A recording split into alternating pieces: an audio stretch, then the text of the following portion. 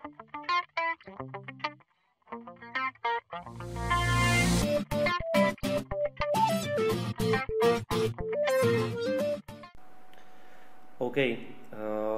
Čo sa týka toho hlasovacieho zariadenia, neviem, stretli ste sa s tým už niektorí z vás, alebo ešte ste nemali tú možnosť? Ešte ste sa nestretli. Dobre, tú aplikáciu vy vlastne pred sebou máte tie ovládače. To by ste potom rozdali tým vašim študentom, potom si ešte tie ovládače prejdeme.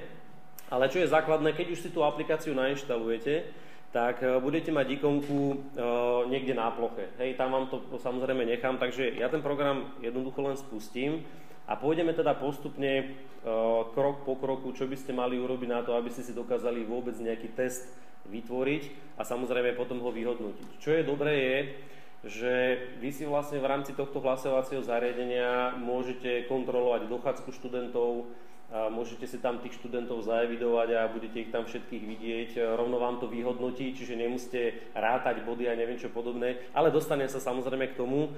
Možno, že nebudem vedieť zodpovedať všetky vaše otázky, lebo mne vlastne pani Jakubisová to zariadenie dala, že naštudujte to, aby ste to mohli potom posunúť ďalej. Ja som ten program ani nič nevyvíjal, takže je to len o tom, že som sedel na tým celý týždeň a troška som sa do toho dostával, takže možno niektoré otázky vám nebudem vedieť zodpovedať, ale na všetko sú tam takí pomocníci, že keď niečo nebudete vedieť, dajte si pomocníka, tam vám to všetko teda vysvetlí. Ale prejdeme to samozrejme teda postupne. Ako náhle si spustíte teda ten program, tak dostanete sa do tohto hlavného menu, kde vy, keď ho prvýkrát nainštalujete, budete tam mať nastavenú túto základnú databázu. Vy osobne môžete pracovať aj s touto databázou, kde si vlastne budete ukladať tie vaše veci, ale najlepšie je, keď si vytvoríte rovno novú, čiže dáte si novú databázu a tu si zadefinujete tú databázu, ako budete potrebovať. Ja som tam tú jednu databázu nazval Základná škola Budatín, ale môžete si dať, hej, napíšem tu trieda 8A, dáte si OK, ono vám tú databázu automaticky vytvorí a vy si už do tejto databázy môžete ukladať všetky údaje. To máte tak, ako keď si otvoríte, ja neviem, Word, a píšete si tam vlastne celý text a potom si to jednoducho necháte len uložiť. Toto je samozrejme, ten súbor je ďaleko komplexnejší, ale aby ste mali vytvorenú teda tú svoju databázu. Ja som si vytvoril databázu Základná škola Budatín, takže budem používať teda tu, aby ste jednoducho vedeli. No v prvom rade, keď to nainštalujeme, tak vy si vyskúšate to zariadenie, aby ste vedeli. Nie, len do počítača to ide. Čiže si to tam dáte a v prvom rade ja sa vám pokúsim potom je tu kolónka, že nastaviť hardware, ale môžete si, keď prídete do nejakej triedy, tak môžete si otestovať, či všetky tie ovládače fungujú. Takže ich otestujeme aj teraz a budete vidieť, akým spôsobom to je. Čiže ja vám ešte raz ukážem. Dáte si nastaviť hardware a keď si na to kliknete, tak máte tu otestovať. A dáte si spustiť príjimač. A teraz vlastne mi to nájde všetky príjimače, všetky tie klikery, ktoré máte pred sebou. Takže zoberte si každý z vás, ktorý máte pred sebou ten ovládač a stlačte akékoľvek číslo. Alebo písmeno, to je úplne jedno. Hej? Každý si to stlačte a pozrieme sa, že koľko ich tu našlo. Dobre? Stlačili ste už každý? Či ešte nie? Nasmerujte to vlastne ale na ten, hej, hore na ten... Ako ono to funguje, ja som to skúšal doma aj s odrazom. Čísla nie. To je jedno, akékoľvek tlačidlo stlačnite, nejaké písmeno. A, B, C, D, to je úplne jedno.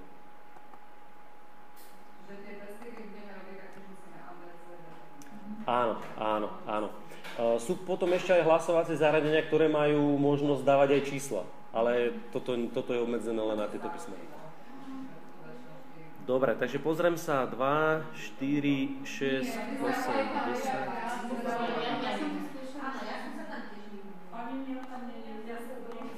10. Nechcelo vám to zobrať? Počkajte.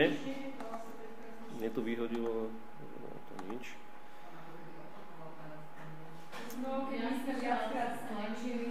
Viackrát ste stlačili? Dobre, skúsime to urobiť teda ešte raz. Dáme nastaviť hardware. A skúste, ale stlačte iba raz, iba jedenkrát. To je jedno, akékoľvek písmeno.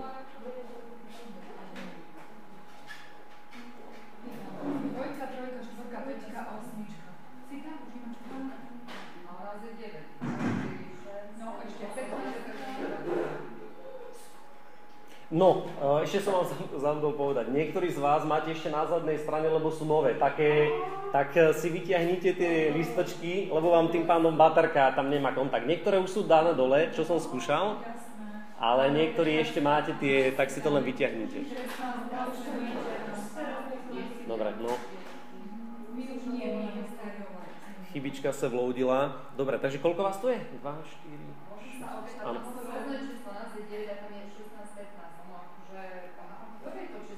Nie, to, čo máte vpredu.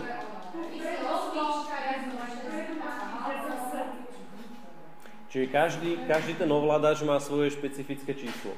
A vy si vlastne potom môžete ku každému ovládaču vlastne normálne priradiť rovno meno žiaka. Hej? Také si tam môžete hodiť. Ako keby ste chceli urobiť len taký nejaký rýchly test, tak môžete to urobiť aj bez toho, lebo viete, že v klasifikačnom je jednotka ten a ten, aby sa... No. Hej. Áno. Lebo neviem, do akej miery to máte robené vy, že či vy učíte v jednej triede všetkých žiakov, alebo ste aj na tých iných stupňoch a aj pomiešané. Takže k tomu sa teda dostanem. Dobre, čiže máme nastavený hardware, čiže tie ovládače vám idú, hej, tie ovládače teda fungujú a keď pôjdeme teda postupne, tak už keď to máte otestované, tak dáte si vytvoriť novú triedu. Máte tu rovno kolónku. Ono vás to bude všetko pekne viesť, to znamená, že môžete si to kľudne na začiatok všetko teda prečítať. Máte tu vlastne napísané, že keď si vytvoríte nejakú triedu, tak môžete si tam vytvárať teda lekcie, rôzne testy, môžete kontrolovať týmto spôsobom dochádzku. Hej, že vlastne každý si klikne a vy budete vidieť na základe tých čísel, že ktorý vám to klikol a ktorý nie. Ja samozrejme toto teda prejdem, čiže dáte si, trieda, 5A, semester, má to tu, lebo ja tu dám, že zimný, alebo si tam dáte, nejaký iný polorok. Miestnosť, samozrejme, toto sú není povinné veci, dám tu teda svoje meno. Čiže dáte na tlačítko ďalej a tu si vlastne ste si vytvorili triedu a môžete si v tej triede vytvoriť predmety, ktoré učíte. To znamená, niekto učí slovenčinu, dáte si ho rovno pridať, informatika a môžete tu mať matematika. Čiže, to som zlodal, nevadí. Čiže to znamená, máte vytvorené aj predmety, ktoré v tej danej triede teda učíte. Znova potvrdíte na tlačítko ďalší a tu vám vyberete možnosti. Ono tých hlasovacích zariadení je viacero, ale vy budete vlastne používať toto. To znamená, ono je to ináč balené v tomto, čiže toto si vlastne vždy zoberete len do triedy a môžete to jednoducho používať.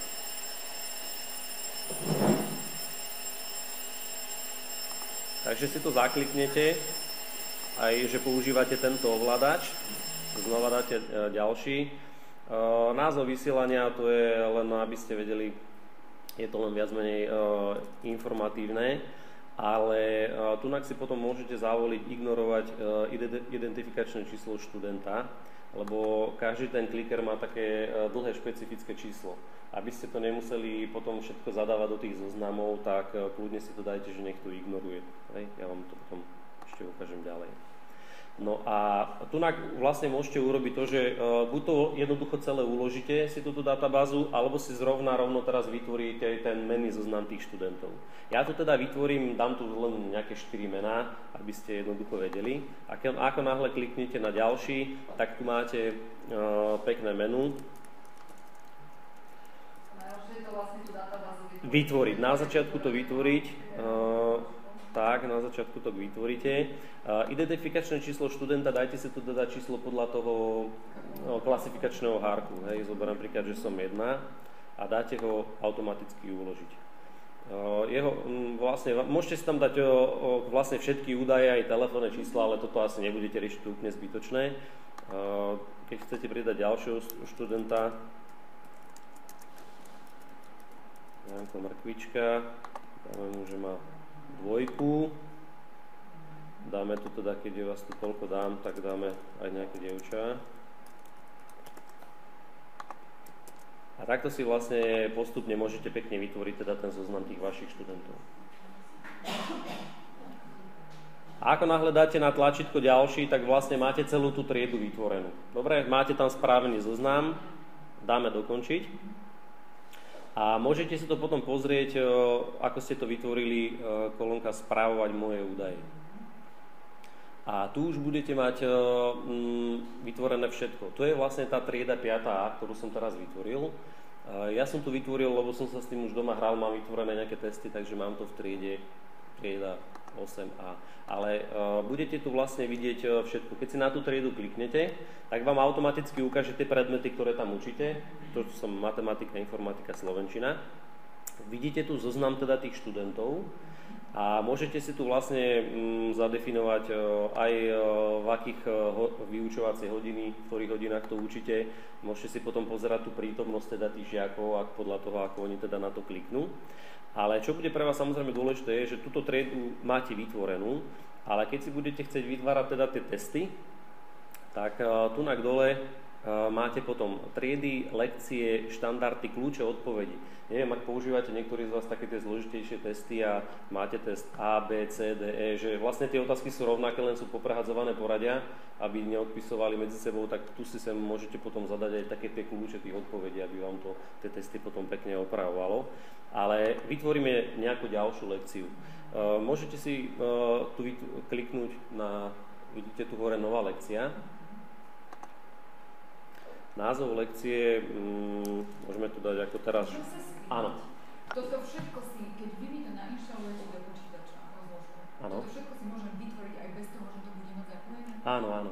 To je vlastne... No, takže to si môžem kľudne vytvoriť doma, bez ničoho nemusím mať zapojené, ani to, ani nič, ani otestovať nemusím tieto a všetko si to vytvorím a potom už automaticky príde a začnem pracovať. Hej? Presne tak.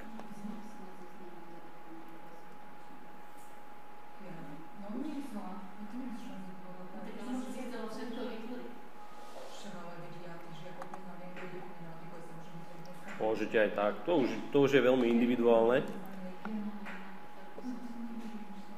Ale ako náhle teda vyberete teda tú lekciu, dal som teda tú skúšku, tak tunak máte, keď vždycky tou myšou priložíte na tú ikonku, tak vám ukáže, že vlastne na čo to slúži. A tunak je nová otázka. Čiže keď si pridáte novú otázku, názov tej otázky, ja neviem, čo môžeme...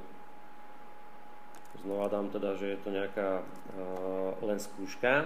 A máte tu možnosť výber z tých odpovedí, číselný, ten číselný vám nepôjde, lebo vy na tých ovládačoch máte len písmena. Hej, takže vždycky si voľte výber z odpovedí, budete tu mať teda tie písmená a tu si môžete možnosti zvoliť, že koľko tá otázka bude mať možností. 2, 3, až po 10 možností. Ja zoberiem príklad, že necháme, že sú 3 možnosti. A máte tu aj časovač, to znamená, tu si nastavíte, ako dlho chcete nechať čas na jednu otázku. Štandardne je nastavená 30 sekúnd. Že keď ju položíte, tak majú žiaci 30 sekúnd na odpoveď. Môžete si... najvyšší čas je tam koľko? Viete čo, neskúšal som, ale 15 minút asi je... No, aj môžete si tam nastaviť vlastne koľkokoľvek.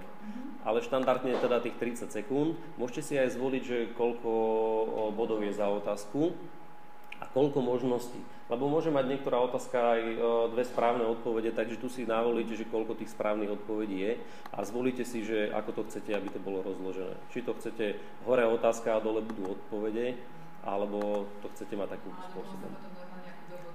Tak, máte tu vlastne klasický textový editor, kde keď si kliknete, tak tu vlastne môžete napísať tú otázku a tu do týchto možností dáte, ja neviem, dáme, že aký je rok, dáme 2014, jedna odpoveď, 2013, 2012. Potom nezabudnite, lebo mne sa toto väčšinou teda stáva, že zabudnem tu odkliknúť, ktorá odpoveď je správna. Takže nezabudnite tu potom zakliknúť, ktorá tá odpoveď správna je. A keď už máte vytvorenú tú otázku s tými odpoveďami, tak dole je tu tlačidlo na uložiť. Takže dáte si a máte to uložené. Tým pádom takto vlastne môžete postupovať a môžete si tam tých otázok pridať koľkokoľvek, ale pre krátkosť času, ja som napríklad urobil už test, hej, pre učiteľov, dal som tu napríklad 5 otázok, máte toto vytvorené a ja vám teraz ukážem, akým spôsobom tie testy vlastne fungujú. Dobre? Čiže toto je správovať moje údaje, to je oddelenie, kde si vlastne všetko nastavíte. Hej, to si teda doma, všetky tie testy si tam môžete nahádzať. Normálne to tu hore zatvoríte ako klasické okno niekde vo Windowse a ostáva vám tu vždycky toto úvodné okno. A zhromaždiť odpovede, tu budete vlastne robiť, tu budete tým žiakom tie testy dávať. Takže, keď si na to kliknete, tak ono vám automaticky, ja som mal v tej databáze vybrať tú triedu 5A, ale vy si tu môžete vybrať tú triedu, ktorú chcete. Ja tam dám 8A, lebo tam mám vytvorený teda ten test, dáme informatika a tu si potom vyberiete, či chcete improvizáciu alebo lekcie, aplikácie, respondent. Ak už máte vytvorené tie lekcie, tak vždycky voľte túto možnosť. Ak sa ale stane, že vás nápadne počas hodiny, že vás žiaci naštvú a chcete im dať nejakú krátku previerku alebo niečo podobné, tak ľudne kliknite na improvizáciu a tu budete každú otázku si vytvárať rovno sami. Ja to dám napríklad tú improvizáciu, kliknem na to. Čiže tu si dáte názov otázky.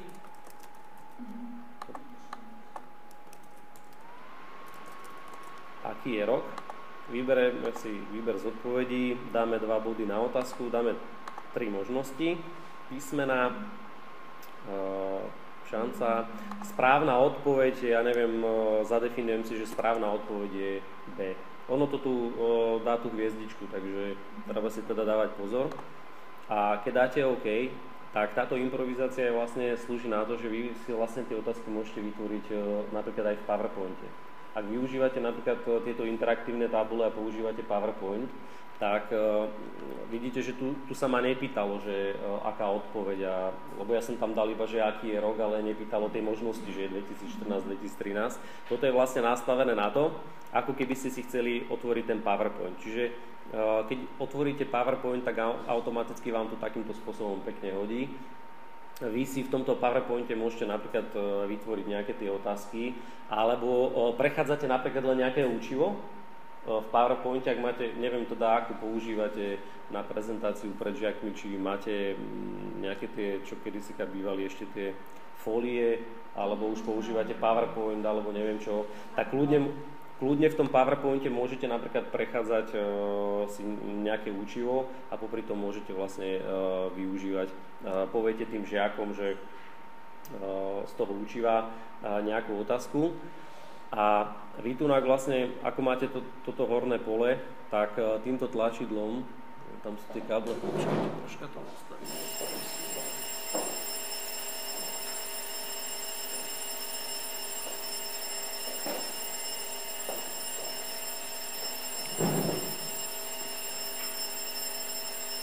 Tlačidlom len vlastne spustíte ten test. Ono vám to automaticky začne odpočítavať teda ten čas a vlastne teraz, keď budete klikať, môžete si kľudne tie klikery, čo máte pred sebou, tak ja som tam dal, že sú tam 3 možnosti A, B, C, tak stlačte, čo ja viem, čo vás napadne. Ačko, Bčko, Cčko, to je úplne jedno. A tu zrovna vidíte, koľko ľudí kliklo na ten kliker. 2, 4, 6, malo bývať viac. 7. Dobre. A tu vám automaticky po skončení toho času hodí to vyhodnotenie. Vy ste teraz nevedeli, lebo som vám žiadne otázky nedal, ale ja som tam zadefinoval, že Bčko je správne. Hej? Čiže aby som sa vás normálne len opýtal, že aký je rok, a poviem vám, že 2013 je A, 2014 je B a 2012 je C. A teraz vy ste hlasovali a mne toto automaticky ukáže. Ako náhle môžete si tie grafy tu meniť. Je tu strašne veľa možností. Ak by ste nevedeli, na čo sa používa znova, všade máte toto tlačidlo. A to je vlastne ten pomocník. Pri všetkom to nájdete. Ale ak si dáte informácie, tak tu v tých informáciách potom krásne vidíte, kto na čo klikol. Čiže trojka kliker odpovedala Ačko, to bolo samozrejme nesprávne, ale to samozrejme ste nevideli. Keď budete mať tých ľudí v tej triede, tak vy tam budete vidieť aj mena tých žiakov. Hej, keď si ich tam zadefinujete, tak budete to tam samozrejme vidieť. Tých možností, môžete sa to s tým naozaj vyhrať. Dajú sa tam robiť rôzne grafy, štatistiky. Samozrejme na všetko nemám časový priestor, takže len v krátkosti teda, aby ste teda vedeli. Ale tak, troška sa s tým pohrať, lebo hovorím, že ja som nad tým sedel teda vyše týždňa. Ale toto je tá improvizácia, keď vás čokoľvek nápadne, skúsite si poprípade nejakú prezentáciu a môžete to tým študentom ukázať. Keď budete chcieť odísť z tohto menu, tak tu znova nájdete tlačidlo ako keby opustiť a buď si len zmeníte vyučovaciu hodinu, alebo kľudne dáte, že ukončiť celú triedu a znova si vytiahnete zase niečo navyše. Takže poďme teraz urobiť normálne teda ten klasický bežný test. Takže dáme si znova zhromaždiť odpovede. 8a. Ja vám dám troška taký test z informatiky, hej? Uvidíme, že teda ako ste na tom. Aplikácia, lebo tú lekciu už tam mám vytvorenú. A keď si vyberiete tú možnosť, že chcete vybrať niektorú tú lekciu, toto si už zavriem, tak vám vyberete lekcie, ktoré tam máte uložené. Ja som si to uložil ako pre učiteľov, lebo som vedel, že to bude robiť teda pre vás. No a teraz mi tu vlastne hodilo teda ten test. Hovorím, môžete si tu nastaviť teda ten čas. Plusom pridávate každých 15 sekúnd, mínusom zase každých 15 sekúnd odoberiete. Dá sa tam potom aj nastaviť, že keď dáte plus, že vám to neskočí o 15 sekúnd, ale teda o viac. Ale myslím si, že 30 sekúnd bude úplne stačiť. Takže je tu 5 otázok. Tak si to teraz troška prejdeme, aby som vás troška tak odventiloval, hej, lebo sú to samé technické informácie. Takže prvá otázočka, čo je to profilaktika? Bude to POA, ešte neklikajte, hej, to až potom, keď to spustím. POA, pravidelná údržba počítačov, škodlivý softvér, kozmetická služba, alebo je to časť hardvéru. Hej, čiže teraz hádajte, čo je to profilaktika. Takže ja ten test spustím a máte vlastne teraz 30 sekúnd na to, aby ste odpovedali. Čiže zatiaľ ste 3 hlasovali, 4, 5, ale dávajte si pozor, lebo keď dvakrát stlačíte nejakú, že dáte aj Ačko, aj Bčko, tak vám to rovno hodí, že to nesprávne, takže iba jednu správnu odpoveď. Už ste hlasovali všetci? Lebo zatiaľ iba 5 ste klikli. Škoda, že tam neukáže, že ktoré číslo odhlasoval. No. Dobre. Takže vidím, že celkom dobre to dopadlo, čiže 3 ste odpovedali správne, 2 teda nesprávne. Keď sa pozrieme na tú informáciu, tak 2, 4, 5. Niektorí z vás máte tu identifikačné číslo toho klikera. Ačko? A vy máte koľkátku? 15. Už ste...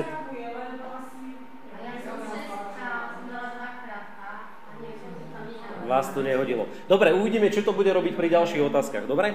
OK, takže prvá otázka je teda za nami. To znamená, že máte vlastne takto komplet všetko vyhodnotené. A vidíte vlastne tam, keď som vám ukázal, kto odpovedal správne a podobne, tam ste to vlastne všetko videli. Na konci tohto testu to tam vlastne uvidíte potom všetko aj zoradené a zrátané.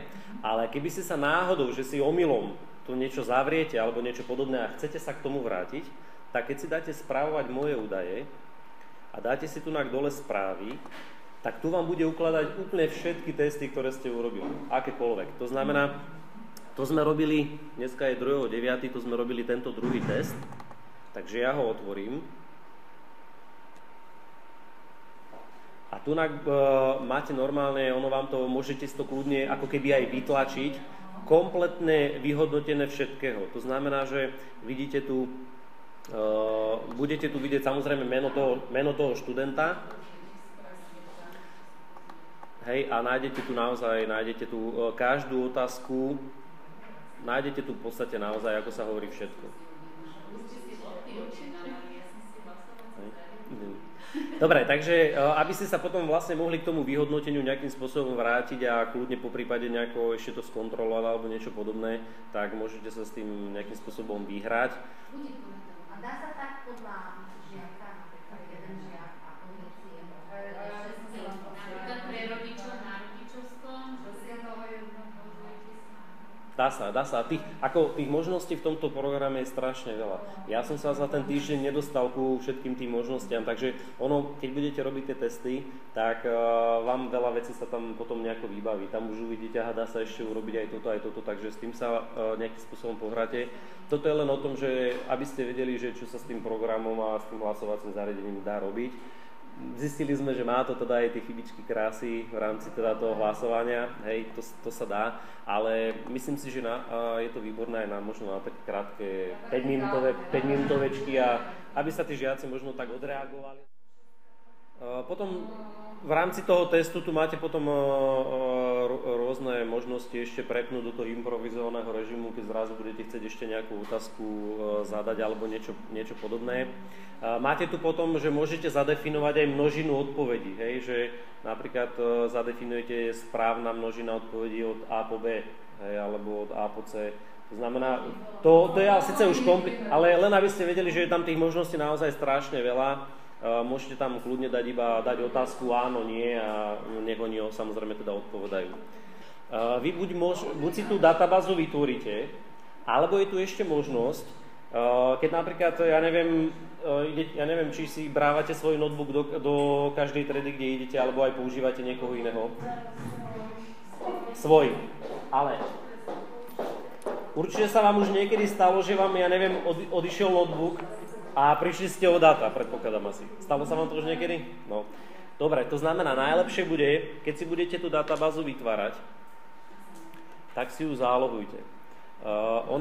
Tú zálohu, ja vám s tým kľudne, keď budete chcieť potom tú databázu zálohovať, ja vám s tým kľudne pomôžem, lebo tá záloha sa nachádza normálne v priečinku, kde to vlastne nainštalujete. Tak ja sa pozriem do program Fastu, by to malo byť nainštalované. Vlastne ten program sa volá Instruction a máte tu, čakajte, bol tu niekde súbor dáta, kde sa to ukladalo. Ja som to našiel. Nechcem to teraz v rýchlosti, lebo by som musel prejsť všetky priečinky, ale dá sa to uložiť normálne na USB kľúč a ja som si napríklad tú jednu svoju databázu na USB kľúč uložil. Tu budete mať súbor databáze, takže ja vám ukážem, ako si tú databázu len naimportujete. Normálne, keď si spustíte ten program, vždycky sa dostanete do tohto okna a dáte si len otvoriť. A vyberiete si, z toho USB kľúča hlasovacie zariadenie, mám tu databázu na zdravičko, je to pravda? Databáza AMA. Dáte si otvoriť, tú databázu vám tam normálne načíta a môžete s tou databázou normálne pracovať. Ja som si v tejto databáze už vytvoril viaceré veci.